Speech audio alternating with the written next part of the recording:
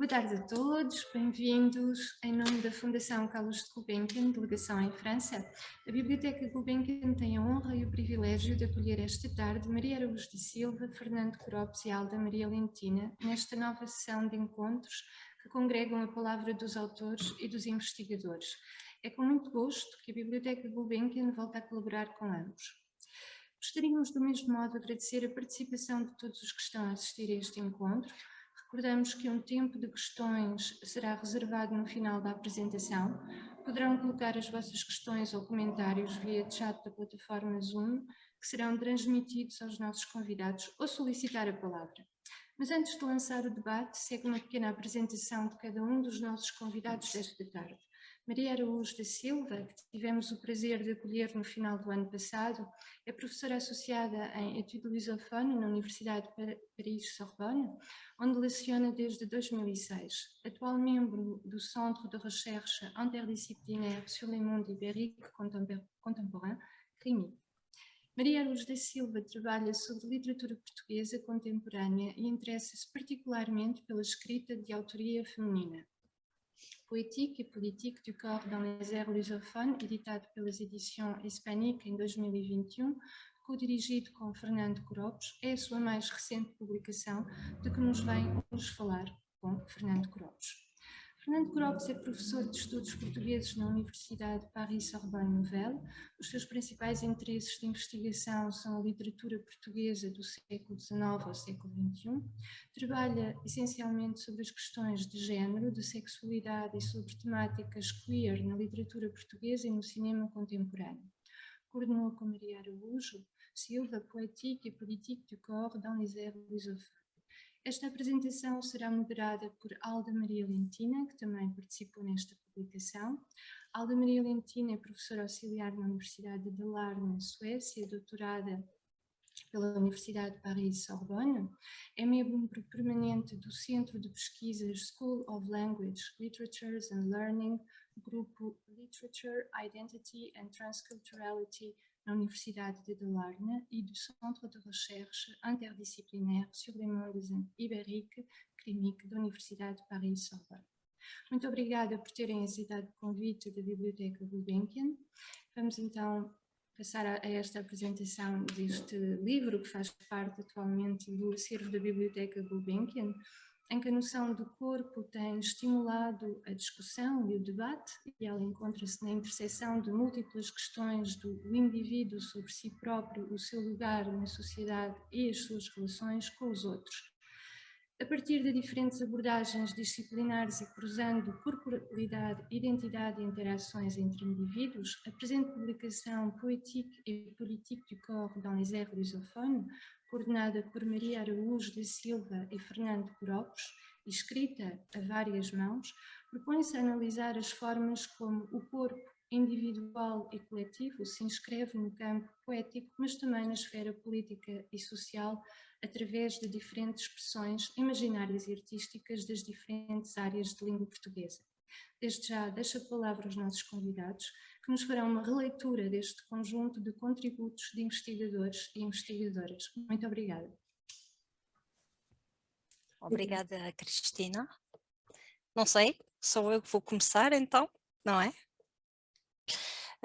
Então gostaria de saudar a todos, todas as pessoas que estão na audiência, presentes, reunidas hoje para esta apresentação do livro que eu tenho aqui em mão, gostaria de agradecer a Fundação Gulbenkian por nos receber hoje, neste dia muito importante para os meus colegas e amigos. Na origem do projeto, foi um projeto do colóquio inicial realizado, salvo erro meu, em 2019, já faz tempo, nomeadamente Maria Araújo da Silva, que é professora associada na Sorbonne Université, e Fernando Cropes, professor catedrático na Sorbonne Nouvelle. Eles vêm hoje apresentar e lançar oficialmente o livro que eles organizaram em conjunto, intitulado Poétique et politique du corps dans les aires lusophones, que reúne os artigos apresentados a quando desse colóquio. Permitam-me também frisar que é uma honra e um prazer estar aqui convosco para este lançamento, e eu queria também dar os meus parabéns aos meus colegas por este belo livro. Então vou começar com uma pergunta muito simples. Qual foi o ponto de origem deste livro? Imagino que tenha a ver com as áreas de pesquisa de ambos, não é? Não sei. Não sei quem quer começar a responder. Talvez eu possa começar primeiro por agradecer, portanto, por este convite à Biblioteca da Fundação Carlos Gulbenkian, as pessoas de Cristina Costa e Isabel de Barros, agradecer também à Alda por aceitar moderar esta conversa em torno deste livro, e agradecer aos ouvintes que não vimos, não é? Mas que nos ouvem e que nos veem. Eu queria então começar por dizer que, como disse a Alda, e muito bem, este livro é o resultado dos trabalhos apresentados num colóquio organizado nos dias 14, 15 e 16 de outubro de 2019 na Universidade da Sorbonne, um colóquio intitulado Corps politique, corps social dans les aires lusophones, que foi organizado pelo CRINIC em colaboração com colegas do CREPAL, da Sorbonne Nouvelle, colegas com quem temos vindo a trabalhar também do CRILUS, do Laboratório de Investigação da Universidade de Paris-Nanterre. E pretendeu-se, neste colóquio que resultou neste livro, analisar, a partir de diversas abordagens transdisciplinares, a forma como o corpo individual, o corpo coletivo, se inscreve nos campos políticos, social, cultural e artístico do mundo lusófono. E abordaram-se várias questões em torno do corpo, da materialidade do corpo, da construção de identidades, da interação social nas esferas públicas e privadas, e dando-se particular atenção a alguns pontos, nomeadamente as dicotomias entre centro e margem, as dinâmicas de resistência face a poderes opressores, a normas regulatórias, ou ainda a diferentes processos de hierarquização em que o corpo assume, como veremos, um papel relevante. Isto porque, como sublinha e como o referimos na nossa introdução, como sublinha André Breton, a existência é antes de mais corporal, não é? É através do corpo que se estabelece a relação do sujeito consigo próprio, a relação do sujeito com o outro e com o mundo que o rodeia. E se em tempos anteriores filósofos e outros teóricos deram maior importância ao espírito, não é? Reduzindo o corpo à insignificância, ao não ser, este, como sabemos, impõe-se hoje como objeto de estudo central nos mais diversos campos disciplinares. E, portanto, evocar as poéticas e as políticas do corpo, ou corpo político e social, como se pretendeu fazer aqui, portanto, levou os vários autores dos trabalhos que aqui reunimos a questionar, por exemplo, os fundamentos de diferentes regimes políticos, dispositivos de poder, mecanismos de controle social, relações de género, técnicas corporais, não é? Portanto, baseando-nos na terminologia do Bourdieu, exis corporal, não é? Que varia em função do tempo, do espaço, segundo as regras de determinada sociedade, a educação, enfim, as práticas culturais mais diversas que foram aqui abordadas pelos vários autores. Portanto, de uma forma geral é mais ou menos isto. Não sei se o Fernando quer dizer mais alguma coisa a este respeito. Obrigado, Maria. Faço minhas as palavras de Maria e da Alda, portanto queria agradecer também à Fundação Gulbenkian pelo convite e nos dar a oportunidade de apresentar esse livro. Alda e Maria, queria só frisar que esse trabalho, afinal, começou muito antes do colóquio, do evento Corpo, porque é um tema que temos vindo a trabalhar já há muitos anos, não é? No meu caso, desde da minha tese de doutoramento, porque uma das questões que tentei levantar no meu doutoramento e depois que tenho vindo a trabalhar com colegas, inclusive com Maria e com a Alda, é a questão de os portugueses não têm corpo, não é? E isso é um reflexo que se vê nitidamente na literatura, mas sobretudo, ou nas artes, não é? Mas sobretudo na maneira como essa literatura ou essas artes são analisadas, vistas, conceituadas em Portugal, pelo discurso crítico. Portanto, esse trabalho que temos vindo a fazer, já com a Maria e com a Alda e com outros colegas, é justamente mostrar, através do próprio corpus, nosso corpus de trabalho, isto é, a literatura no nosso caso, como é que, afinal, os portugueses têm corpo e a materialidade do corpo. E é isso que nos interessou, nós todos, aí nesse livro, é, afinal, mostrar a materialidade do corpo. No entanto, não é, para mim, trabalho mais com literatura portuguesa, não é de todo estranho ver, por exemplo, que, afinal, Pedro Eiras, que é um crítico conceituado e amigo nosso, aliás, não é? Que trabalha muito sobre estas questões também, acaba por trabalhar a questão do corpo, mas de uma maneira muito etérea. Isto é, através de um autor do século XIX, né, António Patrício, neste caso, e, afinal, acaba por, aquilo que Freud diria, fazer uma estratégia de evitement. Isto é, acaba por falar do corpo, mas sem falar da materialidade do corpo, não é?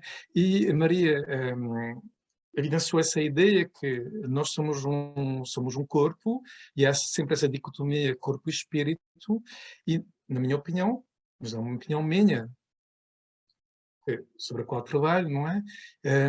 A crítica portuguesa trabalha mais a questão do espírito, a estética, do que mais a materialidade do corpo. Ora, a arte, qualquer obra de arte é, antes de tudo, uma pulsão criativa que parte do corpo, o corpo desejante. E é esse corpo desejante que, afinal, não aparece no mundo crítico português. Ou, pelo menos, na minha opinião. Esse livro também é um livro em que se mistura, porque nós somos professores de estudos lusófonos, portanto, em que se mistura a África, Brasil e Portugal. E pelo lado brasileiro, isso seria também um chavão, um clichê, dizer que no Brasil há uma hipertrofia do corpo. De facto, esse mundo carnavalizado, carnaval, a cultura da praia, a cultura do corpo, que sobretudo na cultura mediática de hoje em dia, que mostra o corpo, não é? Ela é mais visível, de facto, no Brasil. No entanto, a crítica brasileira, ela foca menos nessa questão do corpo enquanto objeto desejante, mas ela frisa mais a questão da história do corpo em si. É uma história diacrónica e, sobretudo, as relações de poder de que falou a Maria, porque a construção do Brasil é uma história de corpos, no plural, da pluralidade de corpos. Ora, essa pluralidade, afinal, nas artes, ela pouco apareceu, não é? Sobretudo o corpo invisibilizado do índio, por exemplo. O corpo subalterno do homem negro ou da mulher negra. Uma problemática que não aparece com tanta ênfase em Portugal, mas que aparece de uma maneira mais recente, através da figura do retornado ou dos povos colonizados que aparecem na cultura portuguesa, no próprio Portugal de hoje em dia. Portanto, esses artigos que nós temos nesse livro é, afinal, uma reflexão sobre esse corpo plural, mas sobre uma maneira plural também de encarar o corpo e a própria história do país que produz essa arte. E esses livros e essa estética, essa literatura ou essas artes, também o livro tem uma vertente sobre cinema e sobre artes plásticas. E Seria então uma desconstrução da imagem do corpo na literatura lusófona, então poderíamos dizer uma tentativa, pelo menos, não é? O vosso projeto seria mesmo uma tentativa de mostrar o corpo na sua materialidade, tal como ela não aparece, como tu disseste muito bem, na crítica que analisa esta literatura, não é? Uhum, uhum.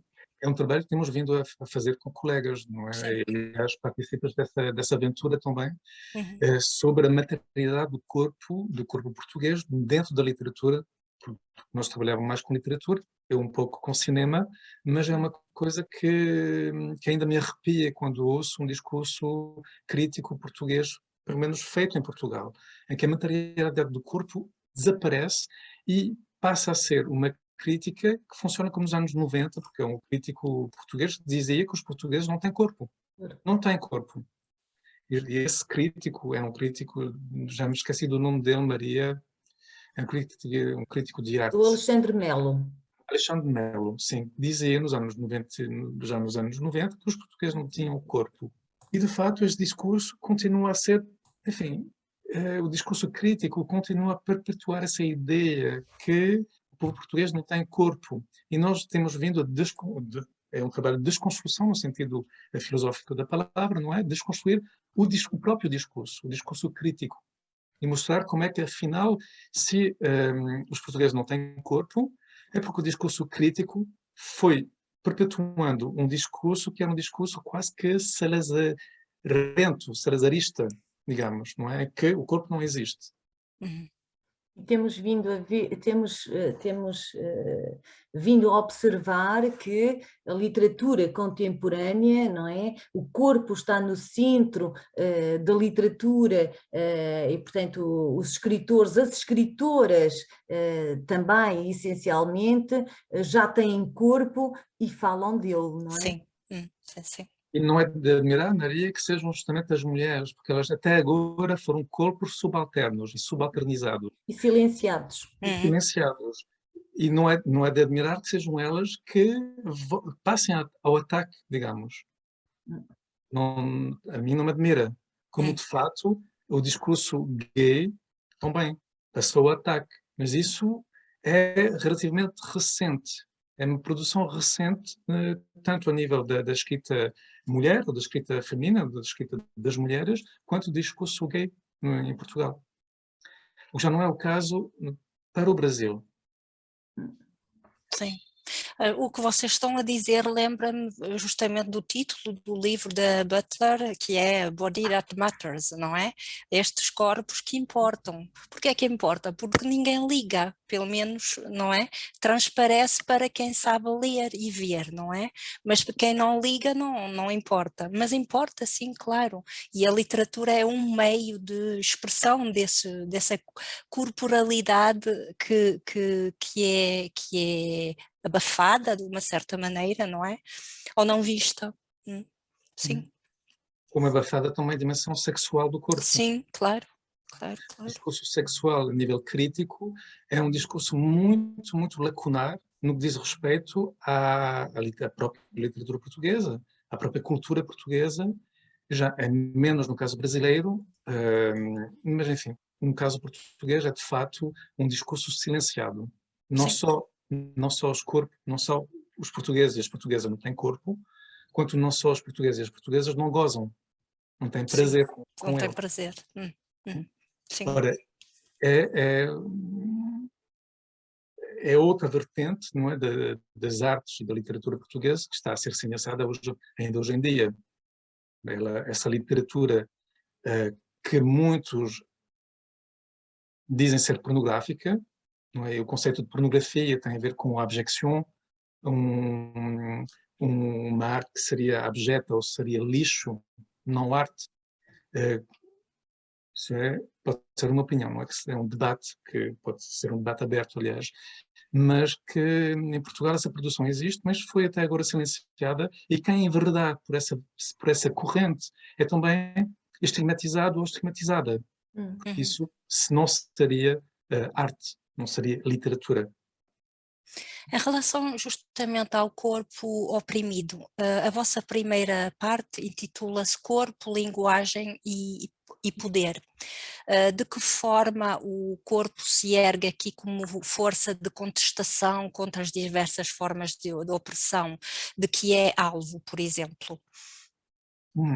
Essa parte tem sobretudo a ver com a questão do poder, mas do poder político. Porque o corpo é também um corpo resistente. E nós vimos que a história, ou pelo menos as forças reacionárias, sempre tentaram disciplinar o corpo e imiscuir-se na vida privada, imiscuir-se no próprio quarto, na própria cama. Não é? Portanto, o poder é um poder que é um poder político, também tem um controle sobre os nossos desejos, as nossas pulsões, a forma como o corpo é encarado ou não, e a forma como nós desejamos. No caso dos artigos que foram publicados, é sobretudo uma vertente mais que tem a ver sobre a história. Não é? E os autores aí presentes nessa primeira parte, sobretudo, encararam o corpo, a ausência de corpo, com relação ao poder político. Isto é, trabalharam esses autores encararam a literatura como um elemento que tem por objetivo resgatar os corpos desapareceram. E no sentido próprio da palavra, já que esses artigos falam da ditadura, e sobretudo da ditadura brasileira, ou pelo menos de uma vertente da história brasileira, já que aliás, um dos artigos tem a ver com a Guerra de Canudos, nos finais do século XIX, início do século XX. Portanto, essa literatura tenta questionar a história, como faz justamente os romances, as metaficções historiográficas, por exemplo, questionam a ideia da nação e os corpos, essa ideia mas sobretudo na vertente brasileira, neste caso, nessa primeira parte. Não sei se queres acrescentar alguma coisa, Maria? Não, talvez, desculpem, focar os trabalhos dos colegas assim de forma muito resumida, não é? Portanto, nós temos portanto, dentro daquilo que disseste, não é? No fundo, estes 3 artigos reunidos nesta primeira parte, como disseste e muito bem, portanto, focam um contexto político específico que se prende com o regime, com a ditadura, não é? Do Brasil,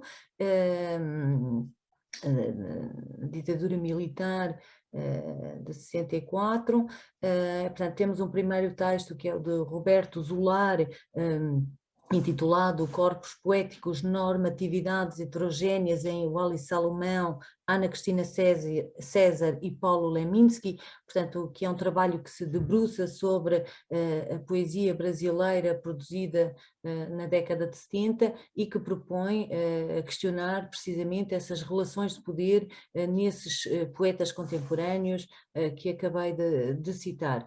E, como referiste, a corporalidade apresenta-se aqui como eixo fundamental, não é? Ora como presença, ora como ausência que se adivinha, não é? Portanto, entre visibilidade, invisibilidade, realidade, imaginário, própria dimensão simbólica, não é? Desses corpos que visam, no fundo, contrariar as lógicas normativas, os dispositivos de controlo, não é? Que se tornaram prática comum durante a ditadura militar. E da mesma forma, a Susana Bussato, que é professora na Universidade Estadual Paulista, também se apoia, e ela parte dos trabalhos de Merleau-Ponty para se debruçar sobre uma coletânea de poemas do poeta brasileiro Alexandre Guarnieri, que tem o corpo no próprio título, não é? Corpo de festim, dos limites da linguagem aos limites do corpo, anatomia plástica de corpo de festim de Alexandre Guarnieri, e que mostra um corpo mutante, um corpo que é um objeto passível de ver, de ser visto, de sentir e de ser sentido, um corpo apreendido como paisagem, como horizonte em constante mutação, não é? Formado pelas vozes, os ritmos, os sons do próprio corpo, o próprio poema, que é um corpo-poema, não é? Carregado de sentido. E Susana Bussato mostra nesta obra singular a forma como se definem os contornos desse corpo orgânico, um corpo sensível, que é ao mesmo tempo sujeito e objeto, inscrito nesse contexto político, social, não é? Em que se evidenciam também aqui as diferentes tensões, as formas de violência que se impõem ao poeta, ao próprio poeta no ato de escrita, e que transparecem no poema constituído também como corpo, não é? Sempre nessa parte, Maria, portanto, há essa vertente que é uma matriz histórica, não é? No sentido de ditadura militar, uma reflexão sobre a ditadura militar, e o artigo final de Cláudio Cletson Novaes vai muito mais longe, recua muito mais longe, isto é, a Guerra de Canudos, finais do século XIX, e, afinal, não é? Há uma espécie de coerência nessa parte, já que é sobretudo a violência de Canudos que vai permitir justamente o surgimento dessa violência da ditadura militar também.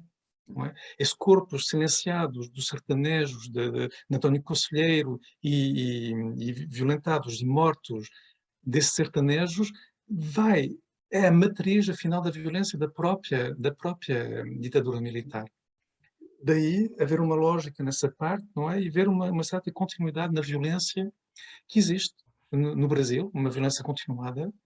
Ainda hoje em dia, os corpos silenciados continuam a ser silenciados, isto é, os dos índios.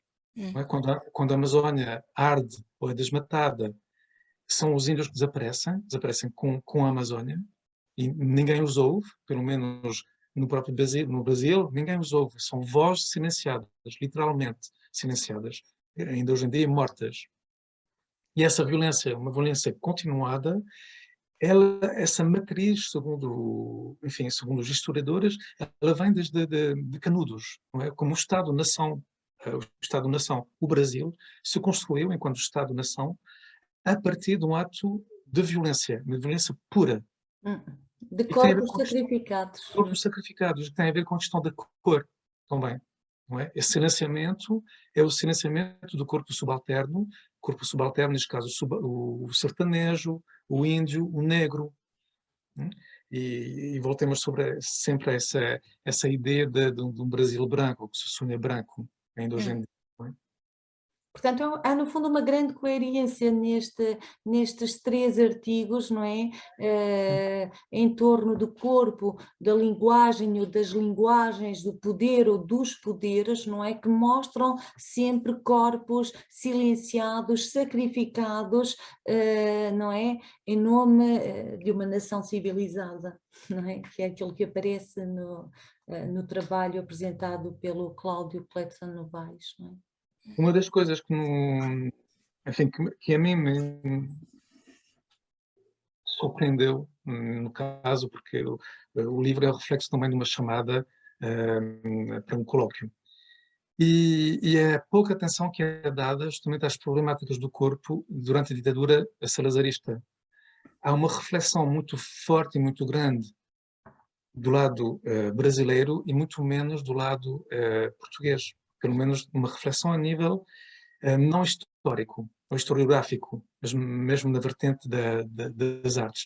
E ainda, isso é uma opinião minha, mas não sei se vocês já partilham, ainda falta uma reflexão do lado da vertente crítica literária acerca da produção ou da não produção da literatura das artes durante o Estado Novo, e sobretudo sobre a questão dos corpos, não é? Isso tem a ver com o habeas corpus que aconteceu depois da Revolução. Isto é, os PIDES, por exemplo, não aconteceu nada com eles. Não houve um trabalho de memória que foi feito realmente. O trabalho que é feito é sobretudo um trabalho à volta do 25 de Abril sobretudo sobre a revolução, digamos, a liberdade, etc. Pronto. Mas isso também é algo questionável também. A liberdade para quem? As mulheres, será que elas foram libertas de alguma coisa durante a revolução dos escravos? Houve uma continuação também de algumas coisas que foram implementadas pela ditadura salazarista. E essa reflexão sobre a ditadura, sobre o silenciamento, sobre o governo dos corpos, tem muito mais peso do lado brasileiro do que do lado português, na minha opinião. Em relação a esta corporalidade e resistência, por exemplo, a vossa segunda parte destaca esta imbricação entre memória, corpo e também na construção de uma genealogia de resistência, tanto corporal como cultural, como artística. Como se abordam estes tópicos nos textos que vocês reuniram na segunda parte, por exemplo? Talvez possa rapidamente falar dos trabalhos reunidos nesta segunda parte, que se inscrevem perfeitamente, portanto, no seguimento Sim, há uma continuidade.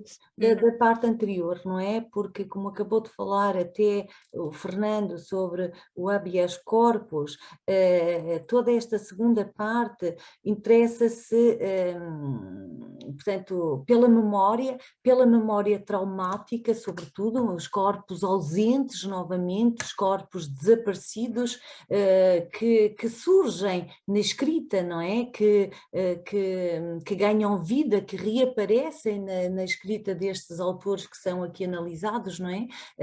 Essas corporalidades acabam por se reinventarem através da escrita, resistindo, no fundo, ao apagamento, ao silêncio, ao esquecimento, não é? E, portanto, toda esta parte também foca a questão do trauma, da memória traumática, não é? Que contribui para o não esquecimento.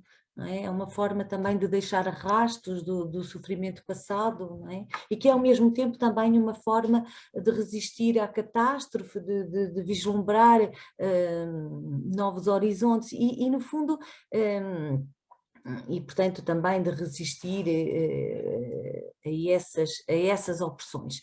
E o primeiro trabalho da Maria Zilda Ferreira Curi, que é professora na Universidade Federal de Minas Gerais, parte precisamente da forma negativa dessa expressão jurídica habeas corpus, não é? Parte do non habeas corpus, interessando-se pela produção de um autor brasileiro nascido em São Paulo em 1937, o Bernardo Kuczynski, que coloca os anos de chumbo da ditadura militar novamente, e é por isso que eu digo que esta parte se inscreve perfeitamente na continuidade da primeira, e essa ditadura militar, os anos de chumbo, escrevem-se no fundo, estão no centro ou surgem sempre como pano de fundo das suas narrativas, e novamente narrativas em que corpos são submetidas à violência institucionalizada do regime, não é?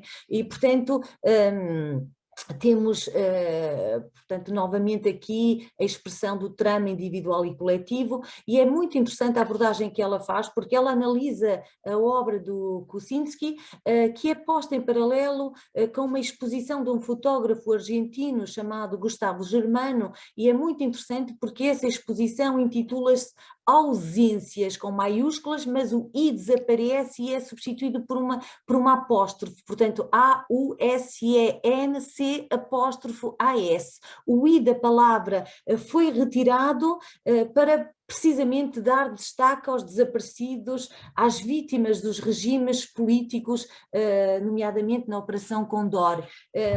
E, portanto, com a falta dessa letra I na palavra ausências, procura-se levar o espectador à percepção dessas ausências e de alguma forma, portanto, incitá-lo a preencher esse vazio, não é?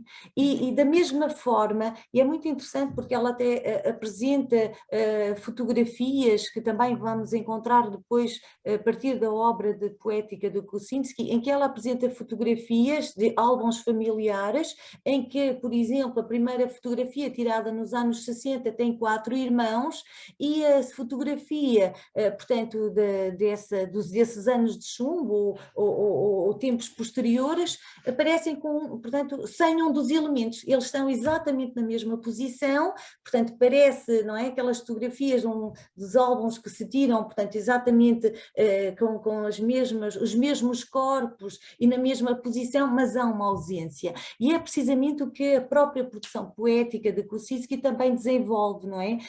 Como a Maria Zilda Ferreira Curi procura evidenciar neste trabalho, a partir daquilo a que ela chama uma ética de memória, que procura dar corpo a seres marginalizados, a corpos torturados e desaparecidos, a corpos dissimulados, eliminados pelo regime político, não é? É muito interessante esse trabalho. E depois também temos a seguir um trabalho desenvolvido pela Miriam Sumica Carneiro Reis, que é professora da Unilab, da Universidade de Integração Internacional da Lusofonia Afro-Brasileira, um trabalho que cruza história, memória e literatura e que vai abordar a ficção de Chico Buarque, onde também aqui o regime opressivo de que o próprio Chico Buarque foi alvo e que o conduziu ao exílio, não é? Portanto, esse próprio regime se apresenta como verdadeira personagem dessas obras que são aqui analisadas e novamente uma personagem com atos que visam aniquilar corpos dissidentes, corpos transgressores, corpos subversivos. Portanto, ela parte de 3 obras, Fazenda Modelo, uma novela pecuária, Benjamin e a terceira, O Irmão Alemão, mostrando ou procurando mostrar que a literatura, portanto esta obra que Chico Buarque usa a literatura como novamente lugar privilegiado para desafiar poderes regulatórios, denunciar diferentes formas de alienação, de opressão. E é no fundo uma literatura engajada, não é? Que contorna de forma bastante subtil. Aliás, nós vemos as várias estratégias usadas pelo Chico Buarque e que ela demonstra neste trabalho, por exemplo, a alegoria, não é? De forma a contornar precisamente a interdição da censura e para denunciar os abusos do poder. Pronto, são 2 trabalhos muito interessantes que se inscrevem novamente no contexto brasileiro, e depois temos outro trabalho ainda nesta parte da Maísa Medeiros Pacheco de Andrade, que é investigadora da Universidade de Coimbra, que era na altura, e que nos propõe quanto a ela, e portanto ela passa para o contexto português e volta e trabalha a partir da produção poética do poeta português Luís Quintais, uma produção dominada pelo tema da guerra colonial, não é?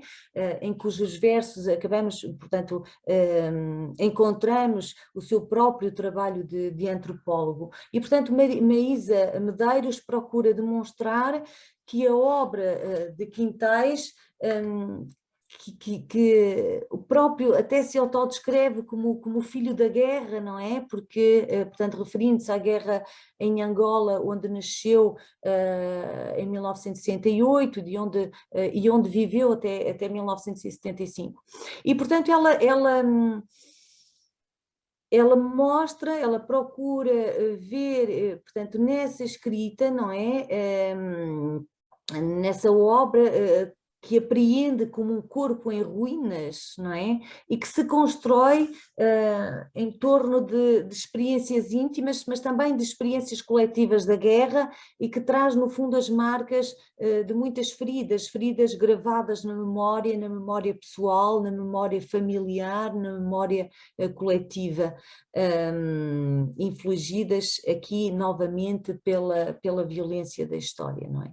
E, portanto, a autora debruça-se aqui sobre essa memória traumática que perspassa toda a poesia de Luís Quintais, da violência de um país em guerra, não é? Essa violência remanescente da infância do poeta, dos relatos familiares que compuseram o seu cotidiano, e não só, porque como sabem, a memória e o trauma está no centro da sua tese, não é?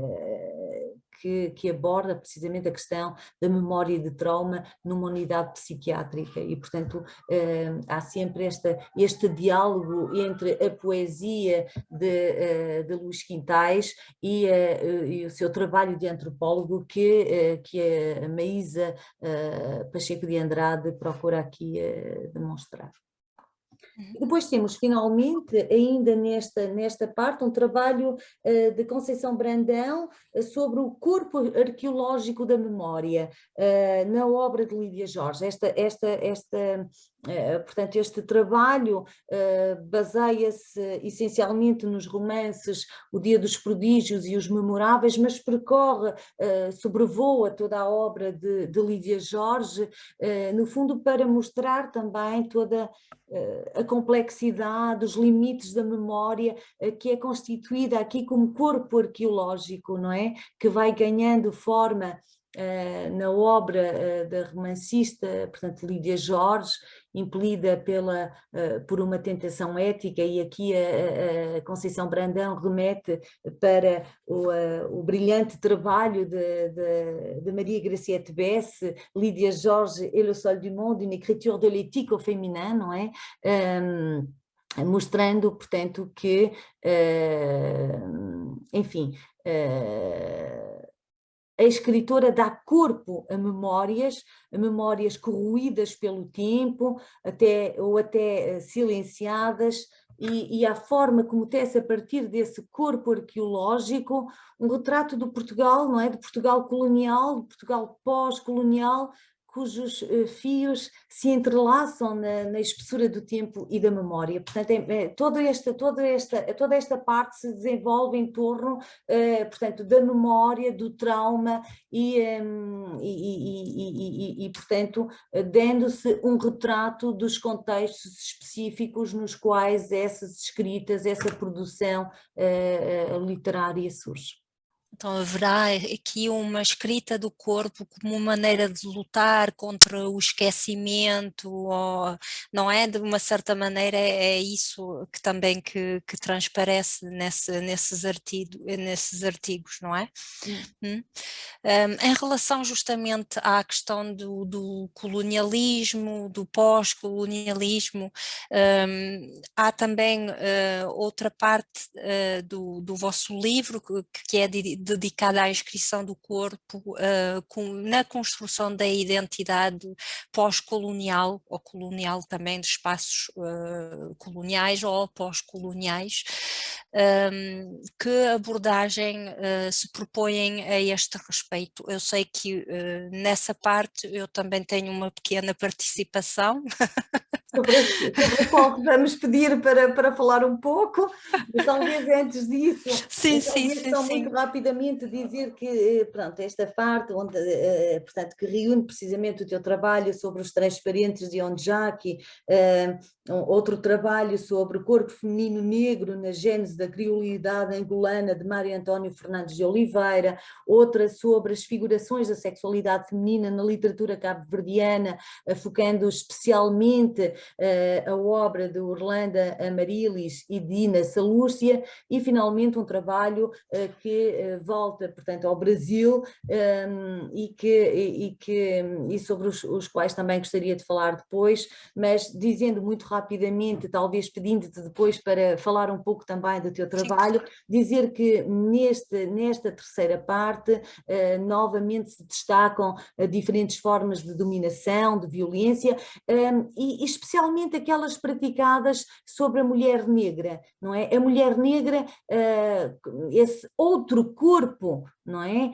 Submetido às opressões, à violência do patriarcado, e que são aqui interrogados e colocados no centro da escrita, novamente procurando evidenciar lugares de subalternidade, mas também apresentando esse outro corpo, portanto, como estou a pensar aqui no trabalho de Audrey Castanhon de Matos, que foca precisamente a obra de Dina Salúcia e Orlando Amarilis, que mostra como esse outro corpo se liberta progressivamente dos preconceitos, não é? Esse corpo que carrega, no fundo, uma longa tradição, uma longa história de escravização. Portanto, destacam-se aqui nesta terceira parte experiências corpóreas femininas, essencialmente, não é?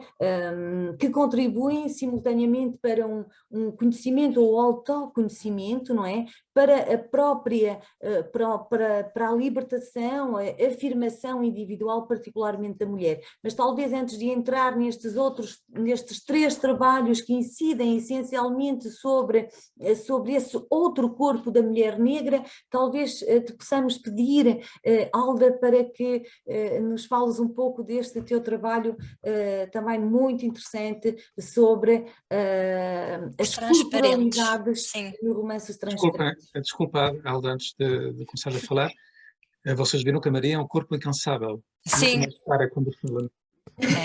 É incrível. Queria só salientar que nessa parte as autoras que falam sobre mulheres é uma grande, enfim, é também algo que temos vindo a fazer no seio do CRIMIC e pelo menos nos nossos grupos de pesquisa, é dar voz às mulheres artistas.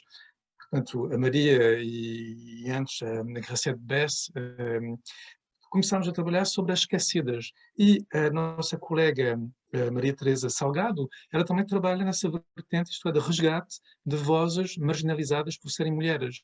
Não é só, neste caso, não é só uma mulher negra, também por ser mulher. E é importante dar espaço há espaço crítico a quem trabalha sobre essas mulheres, porque elas foram até agora esquecidas da própria história literária. Isto é, por exemplo, a Maria Teresa Salgado fala de uma autora, Leda Rios, que não consta da história da literatura, é uma esquecida pura. E não é só ela, há várias outras, tanto no Brasil quanto em Portugal, quanto na África lusófona, não é? Porque isso é o próprio no discurso crítico e do peso do regime patriarcal sobre a arte, quer dizer, a arte das mulheres, no sentido lato, pode serem pintoras. Há uma exposição agora no Museu do Luxemburgo sobre Les Pionnières, que mostra justamente que essas mulheres artistas foram completamente esquecidas. E é o caso também em Portugal e no Brasil. Mulheres que produziram, que foram lidas, consumidas, às vezes com um poder, com uma força que os próprios autores, homens da época, continuam a ser lidos, não tinham, e é importante continuar a trabalhar sobre essas mulheres, sobre essas esquecidas, e desconstruir a história da literatura, a história das artes, como nós temos vindo a fazer, para reconstruir algo que contemple algo mais amplo, isto é, vozes subalternas, subalternizadas, marginalizadas. como é justamente o caso da literatura, ou dos autores da literatura erótica e pornográfica também. Não consta da história da literatura, como não consta algumas mulheres. Sobretudo essas que tiveram como ledarios uma voz dissonante para a época. Obrigado, Maria, e obrigado, Aldo. Desculpa, Aldo. Não, justamente sobre a questão das vozes abafadas, o romance de Onjaki tem a ver com justamente essas vozes abafadas, mas são outras vozes, são as vozes dos que não têm poder, não é? Numa sociedade já há longos anos, pós-colonial, independente, etc. Então, o romance de Onjaki enquadra-se numa Angola pós-colonial já há longos anos, já liberto ou libertado do jugo colonial português. No entanto, o trabalho feito pelo romancista sobre o corpo, através das várias metáforas que manifestam diferentes tipos de corporalidade no texto, servem para revelar o que as fragilidades, as instabilidades de uma nação em busca ainda de uma identidade estável, pelo menos, se isso existe. Os 3 eixos de escrita do corpo no romance, ou seja, o corpo perfurado da cidade ou o corpo transparente e magro da personagem de Odonato, e também o corpo da nação angolana explorado pelas elites, reenviam, na minha opinião, para uma espécie de ferida ideológica. O que é que eu quero dizer com isso? Há um discurso ou uma mensagem de que o Odonato, a personagem principal, é portadora e que denuncia as injustiças, a exploração de que é alvo o povo angolano. Mas, por outro lado, o corpo transparente desta mesma personagem revela uma falta de poder, a impossibilidade de mudar as coisas, porque, como ele próprio o diz a dado momento, nós somos transparentes porque somos pobres. É uma frase da personagem. Podemos dizer então que através destes 3 eixos de corporalidade mencionados acima, Onjaki expõe uma cicatriz nacional, vamos dizê-lo assim, pondo em causa todos os ideais que serviram à luta pela independência e que não desembocaram no projeto de sociedade, na origem desta luta. Então aqui, ou seja, uma sociedade igualitária e justa. Então é aqui um trabalho feito sobre o corpo, várias maneiras de trabalhar o corpo, não é? E vários graus que reenviam para uma mensagem política, claramente política, porque estamos além da pós-colonialidade, já estamos em presença de uma nação independente, não é?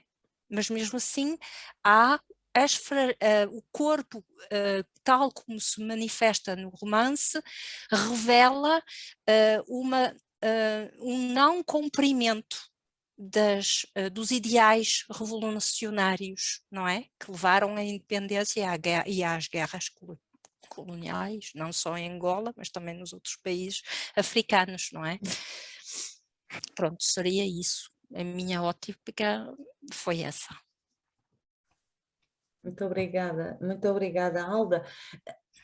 Talvez só para rapidamente fecharmos esta terceira parte, talvez voltar a esses corpos de mulheres negras, não é?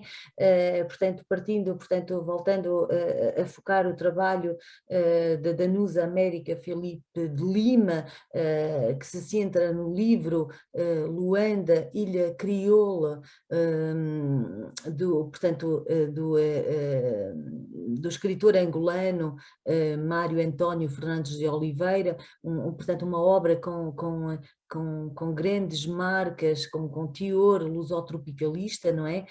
Que no fundo subestima, que nega as manifestações, os vestígios de violência sexual, moral, a violência epistémica, a violência ideológica, não é? Exercida sobre as mulheres africanas racializadas. Portanto, o que é que ela procura destacar no fundo? De que as formas, todas as formas, no fundo ela destaca todas as formas de dominação exercido sobre o corpo negro, um corpo alienado, um corpo desumanizado e um corpo que no caso da mulher negra se caracterizou não só pela inferiorização do trabalho, mas também por meio do abuso sexual, não é? E partindo, portanto, desse trabalho, dessa obra, ela procura mostrar que ainda se mantém discursos incapazes precisamente de questionar essas ações, quer no passado, quer no presente. Portanto, toda essa violência também exercida sobre as mulheres africanas racializadas e sempre vistas também como objeto sexual de prazer, não é? E em seguida o trabalho da Audrey de Matos, que, como dizia, se debruça sobre a ficção, portanto, as obras de Orlando Amaryllis e de Dina Salústia, ela enfatiza, no fundo, as questões de género e as representações da sexualidade na ficção destas escritoras. Uma ficção que se constrói entre passado e presente, no fundo visando destacar as heranças, o peso da tradição, mas também as rupturas, não é? E temos nestas obras que ela aqui analisa, embora de forma muito ténue ainda, não é? Mas assumidas na primeira pessoa, o que é importante, não é? Vozes femininas que se associam na denúncia dessas opressões de género, nas desigualdades sexuais, que procuram destabilizar o status quo, que interrogam o machismo estrutural, não é? Que continua precisamente a olhar para esse corpo da mulher como objeto de prazer sexual e também como mero receptáculo de procriação. Portanto, estes trabalhos, esta parte também é bastante homogénea porque também desenvolve essas questões, ora, portanto, em torno dessa mulher africana racializada e aqui nestas duas últimas obras, precisamente essas vozes femininas que, embora de forma muito ténue, como dizia, ousam já questionar, interrogar e derrubar ou tentar abalar esses fundamentos, não é, do patriarcado e do machismo estrutural, não é? Uhum. Fernando, queres acrescentar alguma coisa sobre esta parte? Talvez não, talvez possa.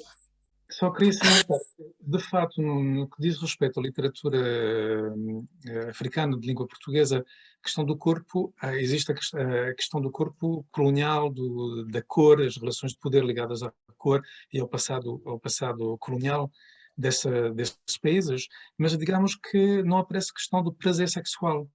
É muito estranho ver como é que, afinal, o europeu, o olhar eurocêntrico, sempre encarou o corpo africano como um corpo nu e, sobretudo, a mulher africana como uma mulher, enfim, que se dava, porque ela justamente mostrava os seios ou o corpo, e como é que, afinal, a produção artística e, sobretudo, a literatura não reflete isso.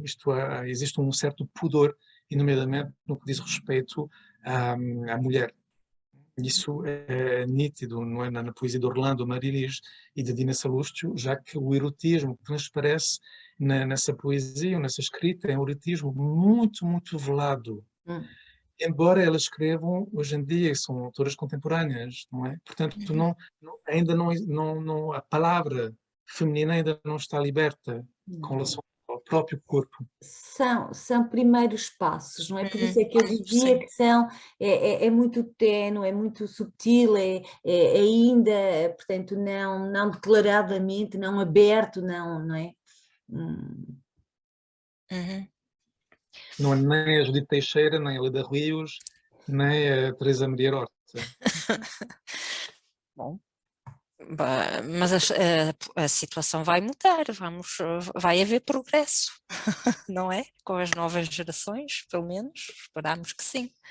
É preciso, como dizia Sixu, é preciso mostrar o seu sexto. Sim, exatamente, é isso mesmo. Ainda não, enfim, não mostrar o seu sexto. On va leur montrer nos sextos, exatamente. Se vocês concordam, vamos passar para a quarta parte do vosso volume, que tem como tema ou dá atenção ao corpo, mas em relação às manifestações artísticas, não é? Teatro, pintura e também fotografia. O que diz o corpo, ou como se diz através destes diferentes suportes, na vossa opinião? Um dos artigos, de fato, essa parte é mais voltada à encenação do corpo. Não é? No caso, numa peça de teatro simbolista, do início do século XX, peça de António Patrício, então, foi montada em 1919, Diniz e Isabel, Conto da Primavera, e o Pedro Eiras, nosso colega Pedro Eiras de Porto, estabelece paralelo com um melodrama de Maeterlinck, Palhaça Mélisandre. Foi, aliás, levado, enfim, foi não encenado, mas pelo menos posto em música por Debussy.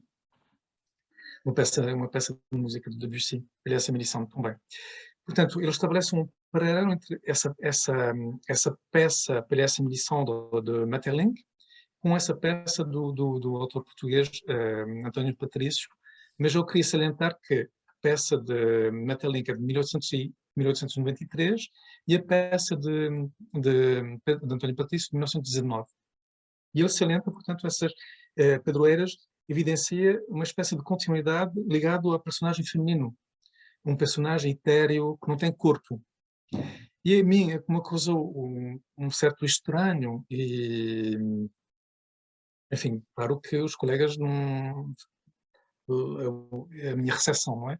Um certo estranhamento ao ler o artigo e ao me deparar com essa peça que não conhecia, uma peça do simbolismo português, mas que é de 1919, isto é, 4 anos depois do milagre Orfeu, ou da Revolução Orfeu. Uma Revolução Orfeu que põe justamente em cena o corpo, a materialidade do corpo. Pensamos, em Álvaro de Campos, por exemplo, ele surge ali com o seu corpo e com a materialidade do corpo. Ora, que salienta de maneira indireta Pedro Eiras é que houve uma espécie de recusa dessa revolução de Orfeu, afinal, e de recusa do próprio corpo, já que 4 anos depois volta tudo à mesma e, afinal, o que se encena e o que os portugueses vão ver no teatro é uma peça, ou que vão ler, é uma peça em que não existe o corpo. Portanto, a mim causou-me um certo estranhamento. E depois, há uma colega historiadora da arte, que é a Sandra Leandro, que ela vai focar a questão do modelo que é um corpo a partir do qual os pintores, os escultores, os artistas plásticos vão modelar as suas próprias obras. E descobri com ela que o modelo vivo alguém que é pago para pausar na Escola das Belas Artes. Portanto, isso só começa em Portugal no início do século XIX. Portanto, antes era um corpo vestido, ou então um corpo nenhum. Uma escultura, por exemplo, e não um corpo vivo.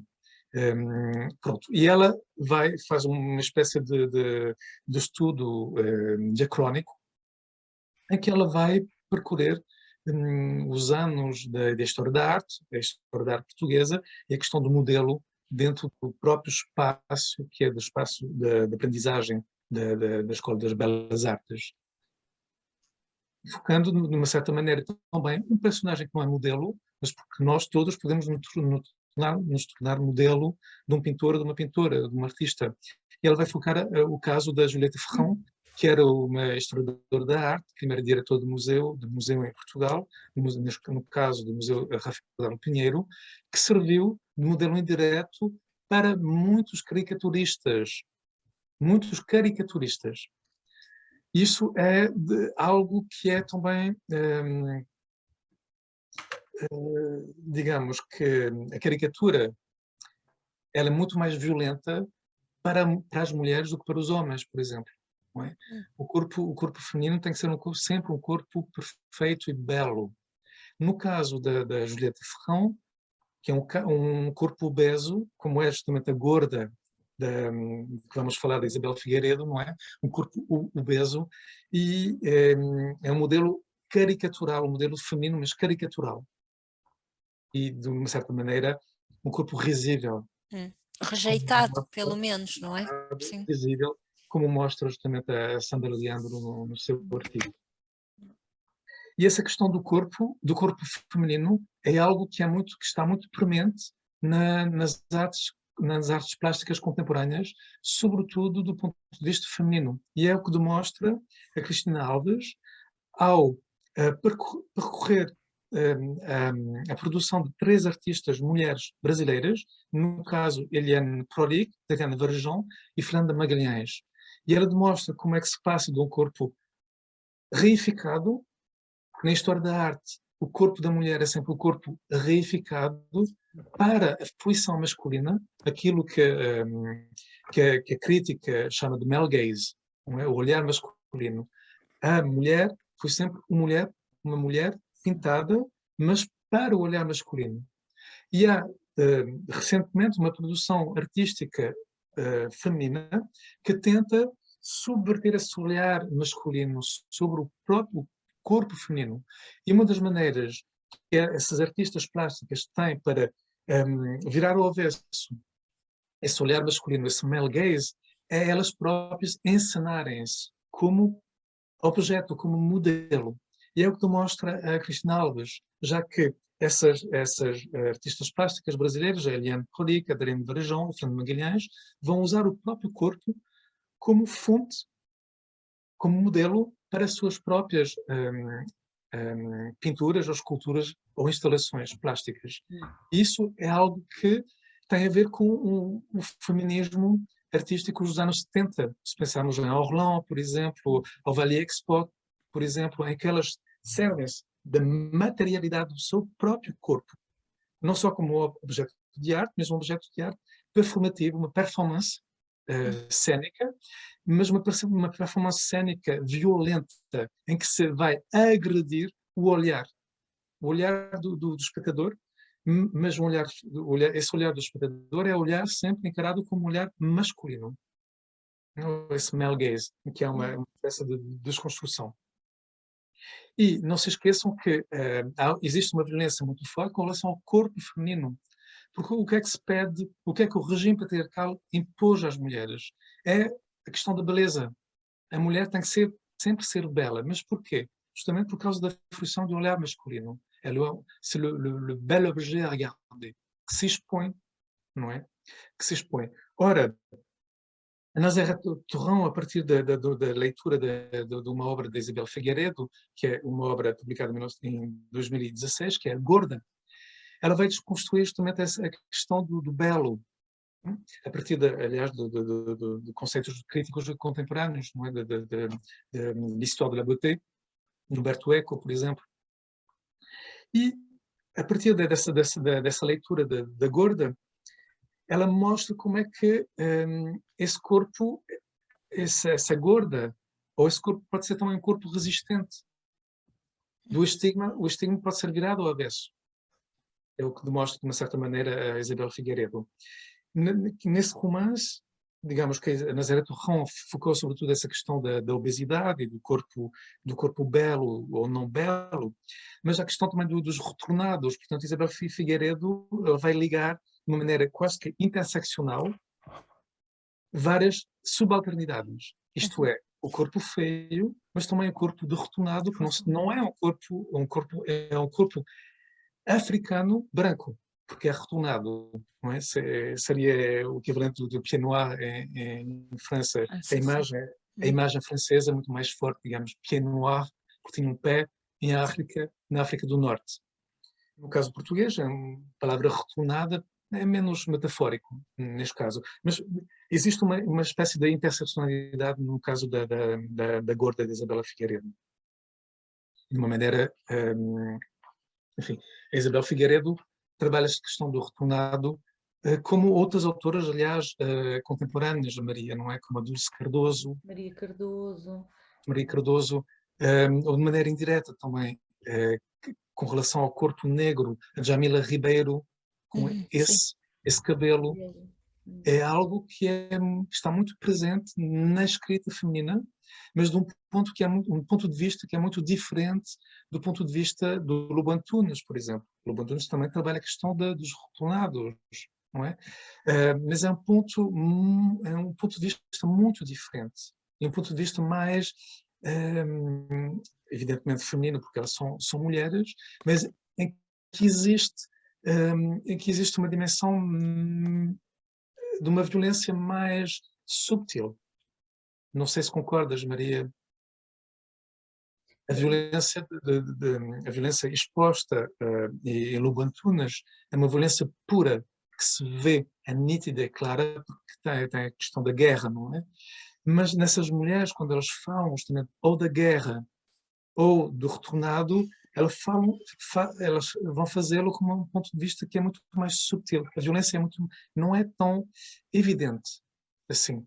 Embora a violência sobre o corpo da mulher é bastante, portanto, parece-me que é nestas obras bastante evidente e também bastante forte, não é?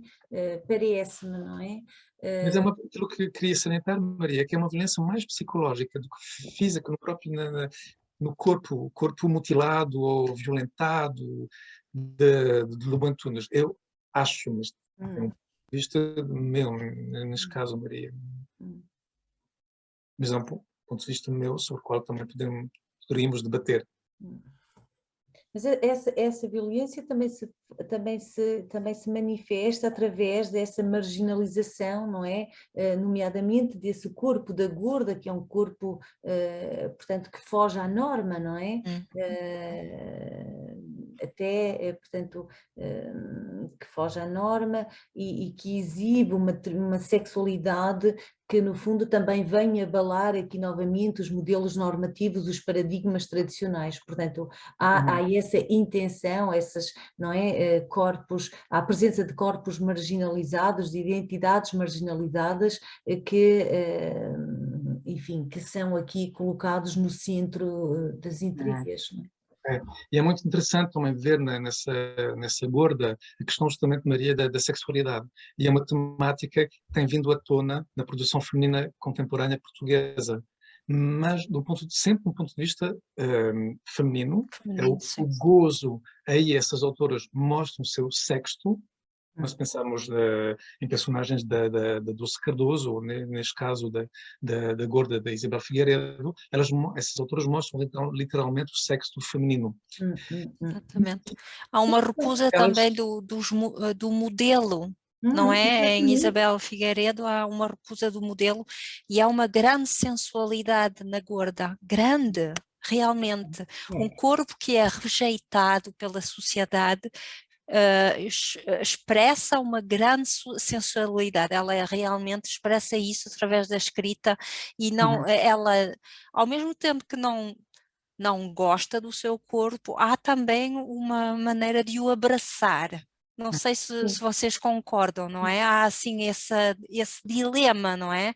O corpo rejeitado, mas ao mesmo tempo eu recuso aqueles modelos que me são impostos, porque eu gosto do meu corpo, interior. Assumo o meu corpo, não é? Exatamente. Há essa afirmação, e acho que acabaste de falar, Alda, precisamente na Isabela Figueiredo, mas há também a Dulce, Sim, a Cardoso com a Violeta, e que é precisamente a afirmação de vozes rebeldes, de corpos obesos, de uma sexualidade exacerbada, que visa precisamente, enfim, desafiar esses interditos ditados pela moral dominante, e que visa resistir a essas normas reguladoras, aos dictates, não é, socioculturais que são impostos aos corpos das mulheres, não é? E vemos isso precisamente neste trabalho da Nazaré Torrão sobre a gorda, mas que encontramos, como acabamos portanto, de falar, na obra de outras escritoras, nomeadamente na Dulce. É a questão do empowerment, aquilo que Exatamente. a Alda, é a questão do empowerment. Exatamente. Mas o que fazem essas autoras, e que demonstram de uma certa maneira na Nazaré Torrão, é que essas autoras vão falar do corpo feio, feminino, mas tem uma sexualidade. Ora, o que é que os homens fizeram até agora? Representaram sempre o corpo idealizado feminino. Nós sabemos que essa mulher não existe. Quando os homens de papel vão para a cama, uma cama de papel com uma mulher, ela é sempre uma mulher bela, isto é, loira, de olhos azuis, com um corpo perfeito, etc. Quanto na realidade nós sabemos que essa mulher não existe. E o que é que fazem essas autoras contemporâneas, como faz a Isabel Figueiredo com a Gorda? É mostrar o corpo real da mulher, a mulher real. Elas retratam a mulher que existe na realidade. Porque, na realidade, o primo Basílio, quando ele ia para a cama com a Luísa, essa Luísa não existe. Porque a portuguesa da época, e sobretudo da época, ela não tinha os encantos da Luísa, nem a burguesa. Entendem? Portanto, isso é tudo uma ficção. Quando, na realidade, esses homens iam para a cama com as prostitutas do Bairro Alto, ou da Alfama, ou da Madragoa. E é sempre essa vertente literária que existe, essa idealização da mulher, que essas autoras querem romper Desconstroem, exatamente. querem romper com esse paradigma. Porque a mulher não é essa. Essa mulher idealizada dos homens não existe. A Marra Desnuda ou as Vênus que povoam os nossos museus todos, essa mulher não existe. É uma idealização. Uma idealização que se tornou uma alienação para a mulher, porque ela tenta corresponder a esse modelo de beleza, esse modelo de perfeição, e ela nunca vai conseguir, que é uma alienação. Portanto, essa alienação ela é desconstruída por essas autoras mais contemporâneas e de uma maneira em que a mulher tenta recuperar o seu poder sobre o próprio corpo, nesse caso de empowerment, não é? Mas o que é surpreendente foi o estrondo que foi esse romance A Gorda, não é? Na sociedade portuguesa foi realmente uma explosão, foi uma surpresa, o que quer dizer que a sociedade portuguesa ainda não está pronta para esse tipo de declaração, não é? Sabes, Alda, nos Estados Unidos, no mundo anglo-saxónico, existe uma vertente de análise cultural e análise crítica chamada Fat Studies. Sim. Fat Studies. Uhum. Então, digamos que é uma ótica sobre a qual os críticos anglo-saxónicos já pensaram, refletiram e desconstruíram certas construções sociais e mentais Em torno da gorda. Sim. em torno da gorda, da questão do corpo belo. Do corpo e a questão do corpo obeso ter um ponto de vista diferente também, não é? É isso, o Fat Studies também é isso, não é? Ver as coisas de maneira diferente porque é um corpo gordo, não é isso? Bom, agora, a questão do prazer, ela aparece nessa gorda e aparece muito nessas escritoras contemporâneas portuguesas. Eu não diria a mesma coisa do cinema. O cinema português ainda é um cinema muito pudico, muito em que o corpo não se mostra muito. Dos cineastas que vai romper com esse paradigma é justamente o João Pedro Rodrigues, que de uma maneira radical, nos finais do século passado, já vai introduzir não só a própria sexualidade, uma sexualidade explícita no cinema, e digo explícito no sentido próprio da palavra, ele vai filmar cenas de sexo. E uma cena de sexo radical, que é uma cena de sexo homossexual. Ora, eu acho que esse realizador é um realizador fulcral para o cinema português, porque ele vai justamente mostrar sexo, mas não de uma maneira, enfim, porque aquela cena tem sentido, ela faz sentido não só na diegese do próprio filme, mas mesmo no sentido a nível teórico. Porque pela primeira vez havia uma reflexão dentro do cinema português sobre a materialidade do corpo, o desejo, o prazer do corpo. Ele já tinha sido filmado o corpo das mulheres, tanto, o prazer, mas não como faz João Pedro Rodrigues, pelo menos na minha opinião. E no filme de que falo, no livro, O Corpo de Afonso, que é um corpo de 2003, ele fala tem uma visão crítica da questão do corpo, da materialidade do corpo, porque ele vai filmar corpos nus, de homens nus, mas de uma maneira queer também. Porque até agora o corpo masculino nunca foi visto como objeto de desejo. Ele aparece na arte, aparece no cinema, mas aparece sobretudo a questão da força, da potência, mas não aparece como aparece o corpo da mulher visto pelo male gaze. Ora, o que faz o João Pedro Rodrigues é que ele vai queerizar, de uma certa maneira, esse male gaze, e ao mostrar como é que nós, espectadores, podemos também desejar esse corpo que é visto, esse corpo, o corpo do homem. Porque uma das grandes esquecidas a nível crítico é o olhar da mulher. A mulher também tem um olhar, a mulher também é um olhar desejante. E João Pedro Rodrigues vai filmar esse corpos masculinos, que só são corpos masculinos neste filme, o corpo de Afonso, não só do ponto de vista gay, porque ele é um cineasta gay, homossexual, mas também mostrar esse corpo não só do ponto de vista homossexual, portanto, do olhar desejante masculino, gay, mas também, na minha opinião, como objeto de desejo para as mulheres, um objeto de desejo de fruição para as mulheres. Nesse sentido, ela é realmente queer e feminista nessa dimensão. Outro filme que é, no caso, analisado por Fabiana Grandene, é Tinta Bruta, um filme de 2018, de Philippe Matzbecker e Márcio Riolon, portanto, dois cineastas brasileiros, e esse filme trabalha sobretudo sobre a questão da sexualidade 2.0, isto é, da sexualidade virtual. Ora, isso é uma temática muito contemporânea também, porque hoje em dia a intimidade pode ser uma intimidade sem contato, mediatizada pela internet, ou pelos filmes, ou pelos vídeos que se veem.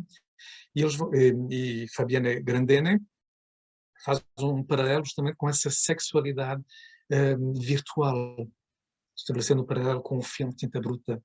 O objeto justamente do tema do filme é a sexualidade virtual por intermédio da internet, de sites pornográficos gays, neste caso, pagos na internet.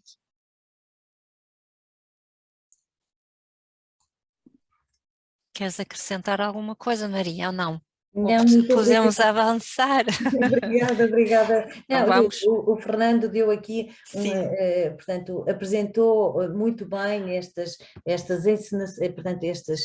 duas partes, não é? A primeira sobre a encenação do corpo, e a segunda sobre esses corpos interditos, sobre as margens e os corpos interditos, não é? Que reúnem os trabalhos de Nazaré Torrão sobre a gorda e as duas, portanto, o próprio trabalho do Fernando sobre o corpo de Afonso em João Pedro Rodrigues e o trabalho do Fabiano Grandene de Sousa sobre o corpo em Tinta Bruta, portanto que também aqui remete para essa dimensão sexual, não é? Sexual e trazer para o centro os corpos que não aparecem normalmente, não é? Então vamos avançar para a minha última pergunta, que não é uma pergunta realmente, mas e acho que vais ser tu, Maria. Bom, continuando essa conversa sobre o corpo e sobre as experiências sensoriais e a expressão do desejo, não é? Através, por exemplo, de um dos artigos que tenho em vista as aspirações ascéticas, não é? E sobre o caso das religiosas portuguesas do século XVIII, que ênfase é dada a estas experiências e que declinações assumem nos textos apresentados na última parte do volume do vosso livro? Sim, portanto, aqui nesta última parte passamos, de facto, damos um grande passo da sexualidade 2.0 para a literatura espiritual,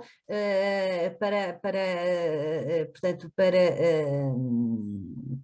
as vitae das devotas portuguesas do século XVIII, portanto, num primeiro trabalho apresentado por Helena Queiroz, que se interessa precisamente por essa literatura espiritual e a que dedicou muito recentemente, em 2021, uma brilhante tese intitulada Spiritualité, Éducation des femmes et représentation du corps féminin au Portugal, 17e e 18e siècle, que foi precisamente defendida na Universidade da Sorbonne Nouvelle em 2021. E, portanto, a Helena Queiroz debruça-se precisamente neste texto que apresenta aqui, portanto, sobre as vidas das devotas portuguesas do século XVIII, portanto, dotadas de uma forte dimensão espiritual, mas Helena Queiroz procura destacar, portanto, neste trabalho, a partir dessas obras, e partindo também do conceito de corpo grafese, não é? Portanto, ela procura destacar um conjunto de marcadores corporais codificados, de atos performativos, não é? Que se prendem com as práticas cotidianas das freiras e com o seu percurso espiritual, não é? Isto para mostrar a estreita ligação entre o corpo dessas freiras, um corpo altamente semiótico, não é? E o próprio texto sagrado, não é? Apresentando corpos mutilados, corpos escarificados como forma de entrega e de penitência. Portanto, são corpos carregados de sentido, corporalidades que oscilam entre ocultação e desvendamento, mas que se inscrevem sempre numa verdadeira imitatio Christi, não é? Portanto, que visa incorporar esses sofrimentos de Cristo, configurando, no fundo, esta devoção das religiosas e as práticas penitenciais e ascéticas. Um trabalho muito interessante e o que é interessante também, portanto, é o único trabalho que não se inscreve na contemporaneidade destes autores, destas artistas aqui analisadas, não é? E é muito interessante, portanto, o trabalho muito bem apresentado. Depois temos, voltando para o século XX, um trabalho também interessante de Fábio Mário da Silva, que se debruça sobre a produção de poética de Florbela Espanca, em que o corpo, não é, surge como fonte de prazer, mas também de sofrimento. Temos o corpo de um sujeito lírico que se desdobra, enfim, numa sucessão de movimentos, que se abandona a uma multiplicidade de sensações que são reveladas nessa escrita poética de Florbela Espanca, através de imagens, de metáforas orgânicas, sensuais, eróticas, enfim, que visam, no fundo, exaltar o ser e a sua materialidade, não é? Ora, um corpo inscrito em perfeita simbiose com a natureza, devorada por vezes pela paixão, pelo desejo de uma fusão amorosa, não é? Corpos envolvidos em jogos de sedução, enfim, arrastados numa espécie de dança voluptuosa em busca do uno, não é? Como o Fábio procura demonstrar, a partir da análise, não é? de alguns poemas que ele seleciona para portanto, exemplificar. Ele exemplifica com os poemas portanto, esta multiplicidade enfim, de experiências corporais, não é? Nesse trabalho, portanto, na obra de Flor Bela. E o volume termina com um trabalho de José Cândido de Oliveira Martins, que é professor da Universidade Católica de Braga, que se debruça sobre 3 autobiografias ficcionais da romancista portuguesa Maria Ondina Braga, em que sobressai um corpo, a omnipresença do corpo nessas três obras que ele analisa a partir da fenomenologia da percepção do Merleau-Ponty, fazendo, portanto, um levantamento das múltiplas experiências sensoriais do sujeito feminino que está no centro desta produção de Maria Ondina Braga, um sujeito em busca de si próprio e também que parte à procura ou à descoberta da alteridade geográfica e cultural nutrida pela curiosidade desta infatigável viajante que foi Maria Ondina Braga. Portanto, ele parte de 3 eixos: o primeiro, corpo e percepção sensorial; o segundo, corpo vivido, alteridade e memória; e o terceiro, aqui novamente, corpo sexuado e erótico. Portanto, o que o Cândido, José Cândido de Oliveira Martins procura aqui evidenciar é precisamente a forma como essa percepção sensorial se estabelece como uma espécie de filtro, não é? Entre interioridade e exterioridade, a partir do qual o sujeito feminino, que está no centro destas narrativas, se relaciona ou interrelaciona até com o seu próprio corpo e com a variedade dos outros corpos com que se vai cruzando nas suas deambulações pelas terras africanas, até o Oriente, não é?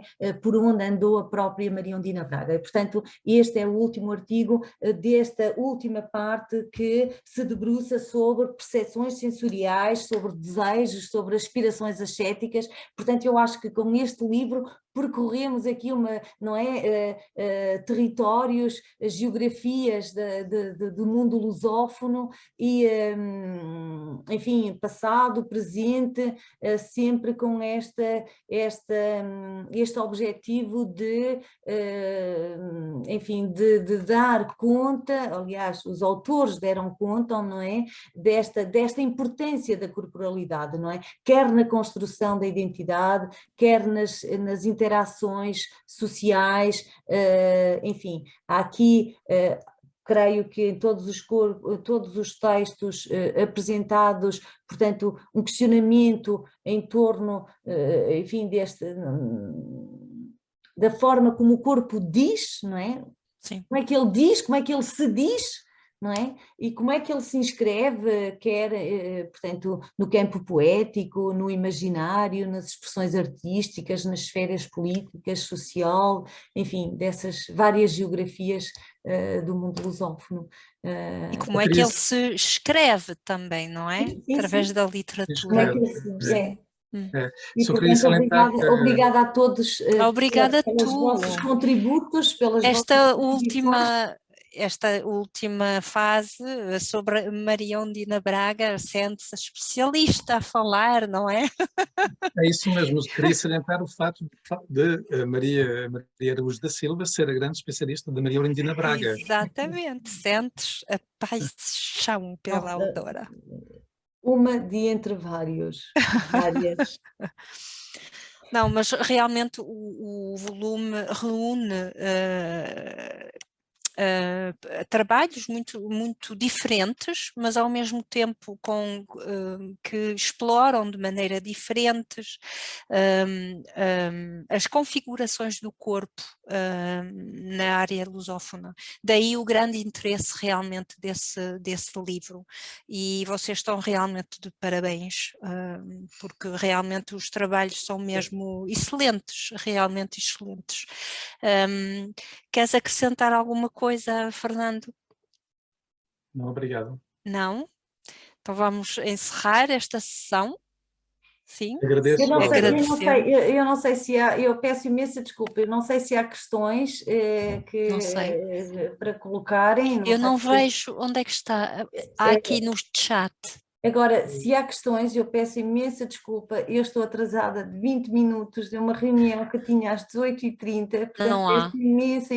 imensa desculpa, porque tenho mesmo que me ausentar. Não estou a ver perguntas, Maria. Não, não vejo nada, a não ser que eu não tenha acesso às perguntas no chat, não sei. Não, não há perguntas no chat, são os Não há. parabéns. Só são Agradecemos. parabéns. Albertina e José Manuel, agradecemos pelas palavras também. Obrigado. Muito obrigada.